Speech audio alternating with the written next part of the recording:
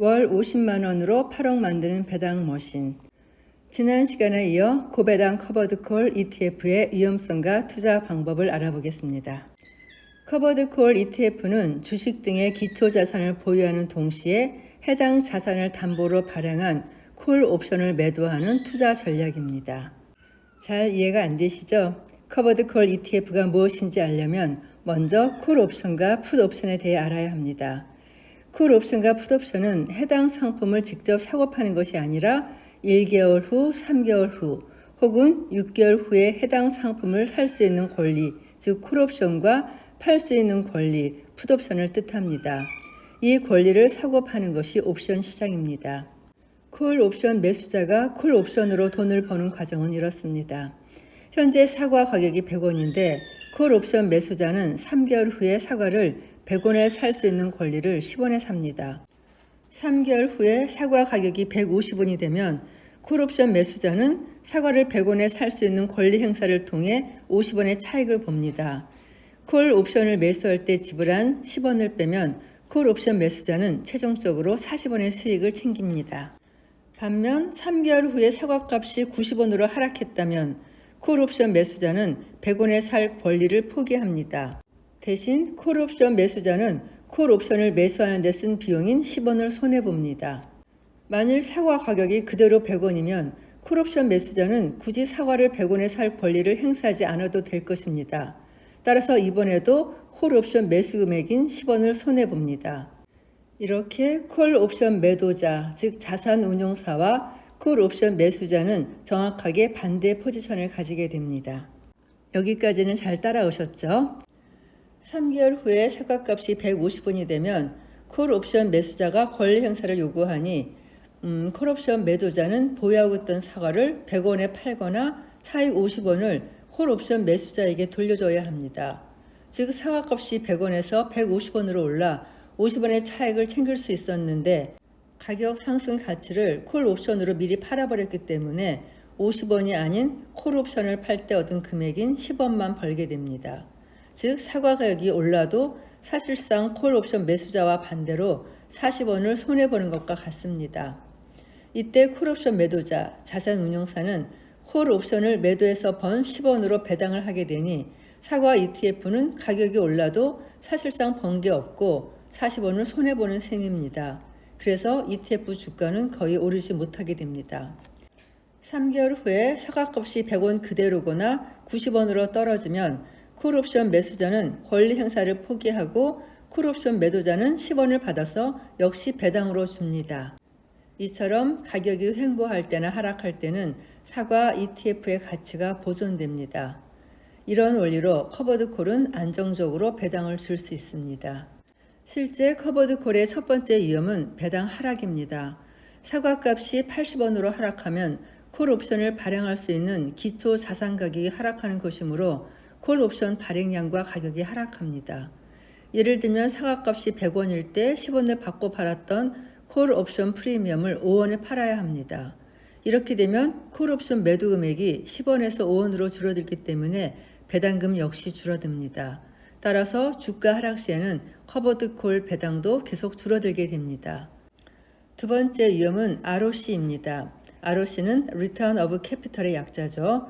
주가가 하락하여 콜옵션 매도 프리미엄이 5원으로 하락하였는데 약속한 배당금 10원을 계속 주기 위해 자산 운용사는 사과를 팔아 그 돈으로 배당을 줍니다. 주식을 매수한 내 돈을 배당으로 돌려받는 일종의 제살 깎기입니다. ROC는 엄밀히 말해 배당은 아니지만 미국 시민권자가 아닌 한국 투자자에게는 배당세를 부과합니다. 내 돈을 넣고 내 돈을 돌려받는데 거기서 15%의 세금을 떼니 ROC가 발생하면 한국 투자자 입장에선 손해입니다. 따라서 한국 투자자는 해당 ETF의 ROC 여부를 확인하고 ROC가 지나치게 높은 커버드콜은 피해야 합니다. 커버드콜의 세 번째 위험은 포모입니다. 사과값이 100원에서 150원으로 오른다 해도 그 상승분 50원은 콜옵션 매수자가 가져가고 내가 가져가지 못합니다. 상승 프리미엄 50원을 누리지 못하고 10원의 배당으로 만족해야 하는 것입니다.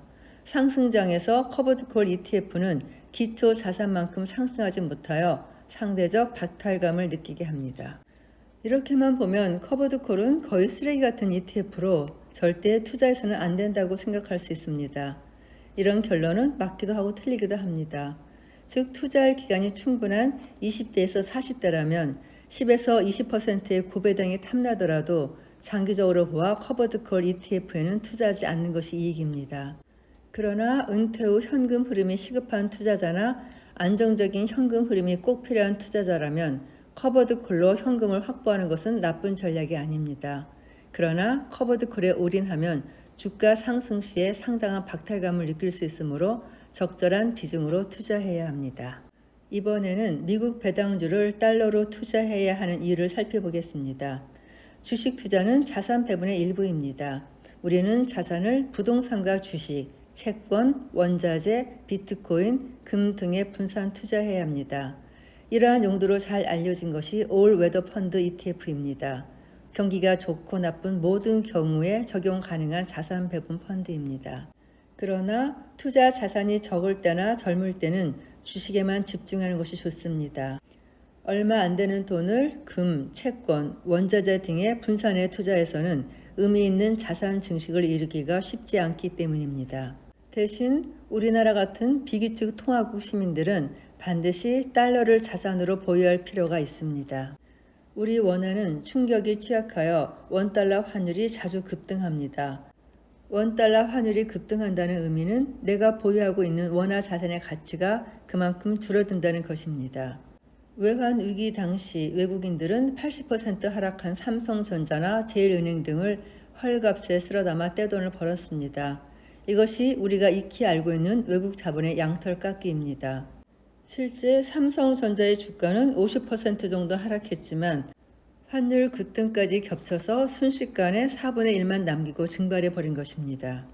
따라서 비기축 통화국 시민인 우리에게 달러는 위기시 자산을 지키는 든든한 방패가 된다는 것을 기억해야 합니다.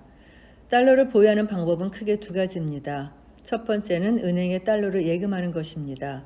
두 번째는 미국 주식을 달러로 구매해서 보유하는 것입니다. 예로 달러 대신 미국 주식인 애플 주식을 보유하고 있다면 4에서 5% 수준의 달러 예금 금리보다는 못하지만 배당 또한 받을 수 있고 운이 좋으면 주가도 상승하기 때문에 이는 일종의 달러 투자나 마찬가지입니다. 달러는 예금에 두면 이자는 받을 수 있겠지만 매년 증가하는 배당과 주가 상승이란 과실은 따먹을 수 없습니다. 우리가 한국 부동산과 주식에만 투자한다면 모든 자산을 원화로만 보유하는 셈이라 외환 위기 시에는 자산 가치가 증발하게 됩니다. 그러나 그런 자산의 일부를 미국 주식으로 보유하고 있다면 내 자산 가치를 보호할 수 있습니다. 그때는 양털 깎기를 당하는 쪽이 아니라 오히려 양털 깎기를 하는 쪽에 서서 자산을 지키거나 불릴 수 있습니다. 미국 배당주를 사려니 환율이 고민이 되시죠. 주식이 오를지 내릴지는 누구도 알 수 없는 것처럼 환율이 오를지 내릴지 원달러 환율 1350원이 비싼 수준인지 싼 수준인지는 누구도 정확하게 판단하기 어렵습니다. 이렇게 종잡을 수 없는 환율이지만 다행스럽게도 미국 배당주 투자자에겐 그리 커다란 문제가 아닙니다. 미국 배당주 투자자가 환율에 고민할 필요가 없는 이유는 두 가지입니다. 첫째는 배당금, 둘째는 달러 스마일 이론 때문입니다. 환율은 오를지 내릴지 알 수 없지만 리얼티 인컴이 배당을 준다는 것은 확실합니다. 때문에 환율이 오를지 내릴지 고민하는 데 시간과 마음을 쓰는 대신 배당주를 사면 매월 0.5%에 해당하는 환 쿠션 역할을 하는 배당금을 자동으로 얻을 수 있을 것입니다. 그리고 달러 스마일 이론은 미국 경기가 좋을 때와 미국 경기가 급냉하거나 글로벌 경기가 나빠질 때 양쪽 모두에서 달러가 강세를 보인다는 이론입니다. 그러니 오를지 내릴지 알 수 없는 환율을 바라보며 미국 배당주 투자를 망설이는 것은 좋은 선택이 아닙니다. 달러 자산과 달러 배당 확보는 우리의 자산을 지키는 핵심적인 역할을 해줄 것입니다. 다음 3부는 배당 투자 실전 매매 방법입니다. 평생 써먹는 시세 파악 방법. 배당주 투자는 주가보다 수량에 집중하여야 합니다. 10주를 보유하여 주당 100원씩 배당받으면 배당금이 1,000원입니다. 그러나 1,000주를 투자하여 주당 10원씩 배당받으면 배당금은 10,000원이 됩니다. 따라서 배당 투자의 성공 요인은 주가가 아니라 수량으로 결정되니 배당주 투자는 수량 늘리기가 중요합니다. 그럼에도 이왕이면 주식을 싸게 매수하는 것이 좋겠지요. 주가가 쌀 때 사면 배당률이 높아지기 때문에 가능한 한 쌀 때 많이 사는 게 좋습니다. 필자가 시세 파악을 위해 20년 넘게 사용 중인 팔각형 벌집 모형을 알려드리겠습니다. 이 벌집 모형은 가격과 거래량을 기준으로 한 시세 파악 모델로 주식뿐만 아니라 부동산 시장에도 잘 맞습니다. 개념 정리만 정확하게 하면 평생 손쉽게 써먹을 수 있는 시세 파악 도구입니다. 이 모형은 주가는 거래량의 그림자다라는 주식 격언에 근원을 둡니다. 팔각형의 벌집 모양을 가로로 3등분합니다. 맨 아래 칸은 매수 구간입니다. 매수 구간의 왼쪽과 오른쪽을 비교해 보겠습니다. 왼쪽은 거래량 증가하고 가격이 하락하는 구간, 오른쪽은 거래량은 증가하며 가격 상승이 시작되는 구간입니다. 가운데 토막의 왼쪽은 대기 구간이며 오른쪽은 보유 구간입니다. 대기 구간에서는 거래량이 변동이 없이 가격만 급락하는 구간입니다. 오른쪽의 보유 구간은 거래량 변동 없이 가격만 급등하는 구간입니다. 맨 위쪽은 매도 구간입니다. 왼쪽은 거래량이 감소하면서 가격 하락이 시작하는 구간입니다. 중간은 거래량이 감소하면서 가격 움직임은 없습니다. 오른쪽은 거래량이 감소하면서 가격이 상승하는 구간입니다. 이 벌집 모양을 세로축을 가격, 가로축을 거래로 놓고 그 안에 놓아두면 보다 더 정확하게 이해하실 수 있을 것 같습니다. 이 8개의 구간을 다 기억하지 못하셔도 딱 2가지만 기억하고 계시면 됩니다. 거래량이 증가할 때는 사야 합니다. 거래량이 감소할 때는 팔아야 합니다. 거래량이 변동이 없을 때는 대기하거나 보유하고 있으면 됩니다. 주식과 부동산에서 가장 중요한 것은 거래량입니다.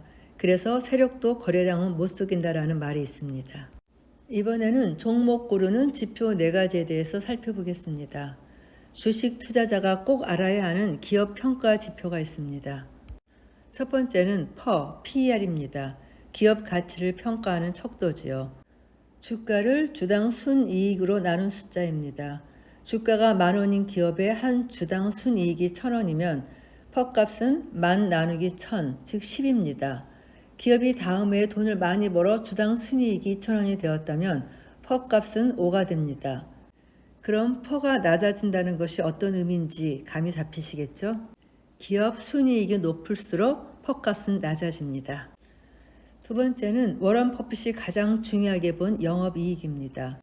앞에서 순이익에 대해 말했는데 영업이익과 순이익의 차이를 보겠습니다. 영업이익은 매출액에서 제조 원가를 뺀 것입니다. 순이익은 영업관리에서 판매관리비를 뺀 것입니다. 판매관리비에는 광고 홍보비와 관리직 인건비 등이 포함됩니다. 또한 영업이익에서 중요한 것은 한 해의 실적이 아니라 추세적 경향입니다. 몇 년 동안 혹은 몇 분기 동안 계속해서 영업이익과 영업이익률이 증가한다면 최고의 주식이 될 수 있습니다.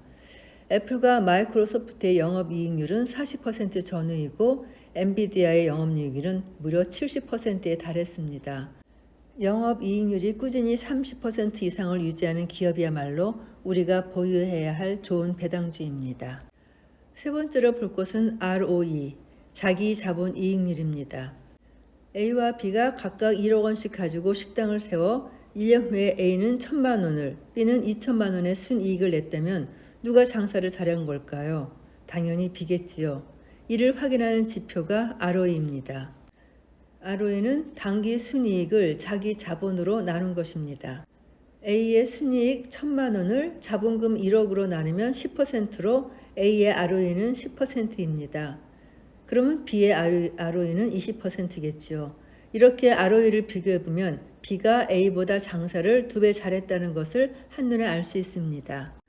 워런 버핏은 ROE가 15% 이상인 기업에 관심을 가졌고 ROE가 25% 이상인 기업은 투자하기 매우 좋은 기업이라고 했습니다.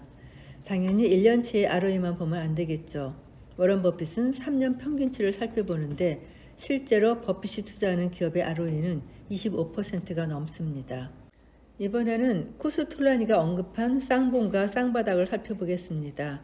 그가 눈여겨본 차트는 2개로 쌍봉과 쌍바닥이라고 합니다. 쌍봉은 주가 상승 마지막 단계에 나타나는 고점 붕괴 신호로 낙타형 혹은 M자 패턴이라고도 합니다. 오른쪽 봉이 낮고 거래량이 줄어드는 패턴이 나오면 더 크게 하락할 확률이 높습니다. 반대로 쌍바닥은 하락장 끝에서 나타나는 형태로 이중 바닥이라고도 합니다. 마찬가지로 두 번째 바닥의 저점이 첫 번째보다 높고 거래량이 증가하는 패턴이 나오면 더 확실한 바닥 탈출 신호로 봅니다.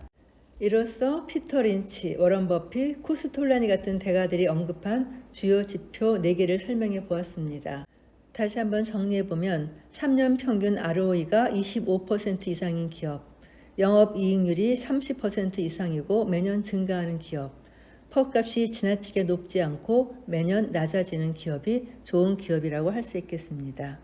거기에 더해 이런 기업들을 운 좋게 가격이 싼 쌍바닥에서 찾아낸다면 더할 나위 없이 좋을 겁니다. 이렇게 퍼가 계속 낮아지고 영업이익률은 30% 이상이며 ROE가 계속 증가하는 기업은 대부분 성장주인 경우가 많습니다. 성장주면서 배당주인 마이크로소프트나 애플, 알파벳 같은 회사가 여기에 해당됩니다. 그러나 이들의 단점은 배당률이 1%가 안 된다는 것입니다.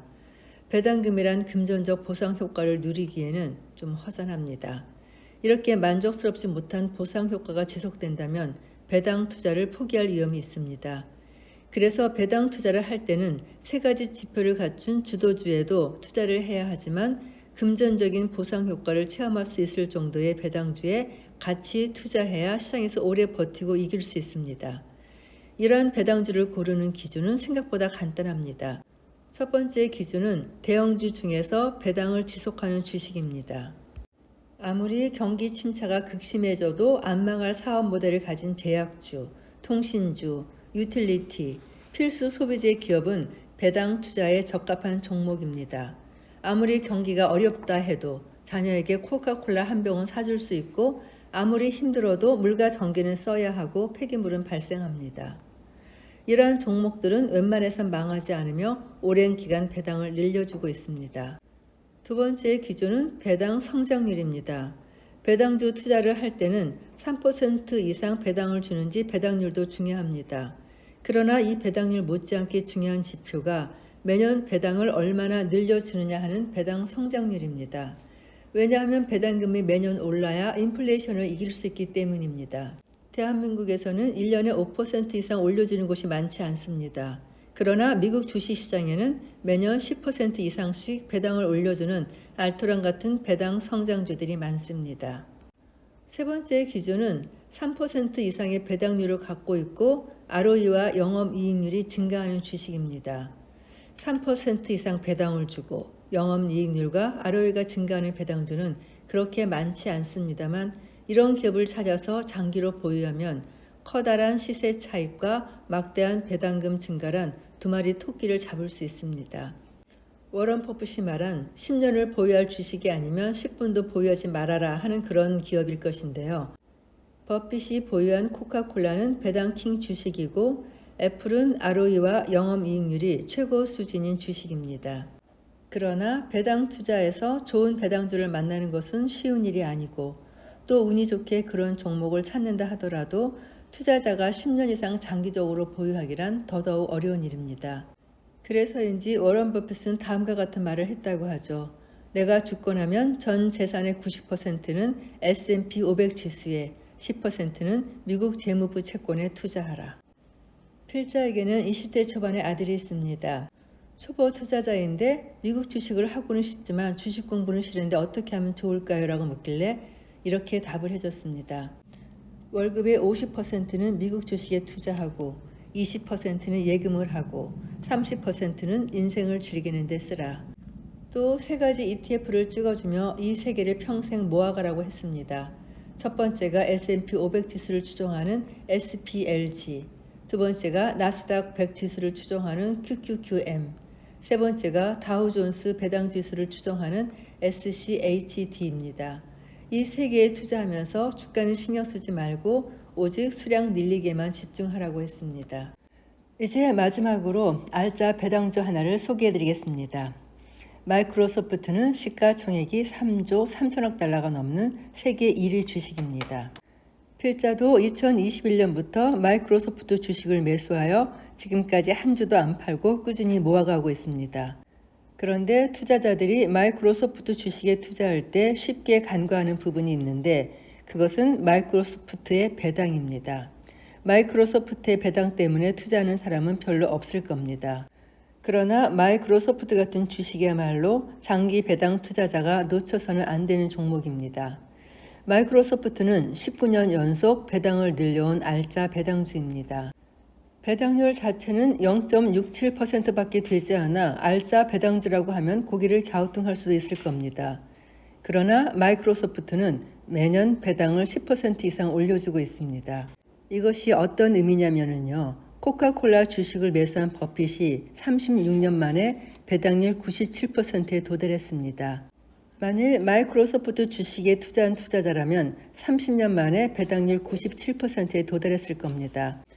현재 마이크로소프트의 주가가 비싼지 싼지를 판단하기는 어렵지만 지난 19년간 매년 배당을 늘려온 마이크로소프트가 앞으로도 배당을 계속할 것임은 믿을 수 있지 않을까요?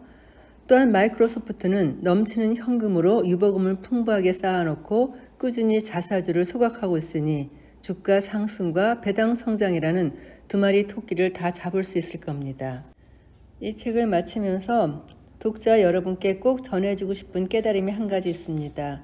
그것은 노력과 배당 투자는 매우 유사하다는 겁니다. 배당 투자도 시간의 복리 효과로 하루라도 일찍 시작해야 하듯 노력도 시간의 복리 효과가 있어 하루라도 빨리 해야 한다는 것입니다. 우리는 사람들이 관심 없는 것, 하기 싫어하는 자기개발, 지루한 배당 투자를 선점해야 합니다. 사람들이 관심 없을 때는 경쟁자가 없기 때문에 싸우지 않고 쉽게 얻을 수 있습니다. 투자자들이 테마주와 작전주, 시세 차익에 열광할 때, 폭락장에서 투자자들이 공포와 좌절감으로 시장을 떠날 때, 우리 배당 투자자는 꾸준히 배당을 늘려주는 좋은 배당주를 모아가면서 시간에 투자하면 됩니다. 독자분들의 성공적인 인생과 배당 투자를 진심으로 응원합니다. 지난 겨울 계엄의 혼란을 겪으면서 정권이 바뀌고 새 정부에 대한 기대로 코스피가 3천을 넘었습니다. 그 어느 때보다도 건전한 투자를 장려하는 사회 분위기도 조성됐고요. 그래서 주식 다시 한번 관심을 가져보려고 이 책을 여러분께 소개해 드립니다. 오늘도 녹음 들어주신 분들께 감사드립니다.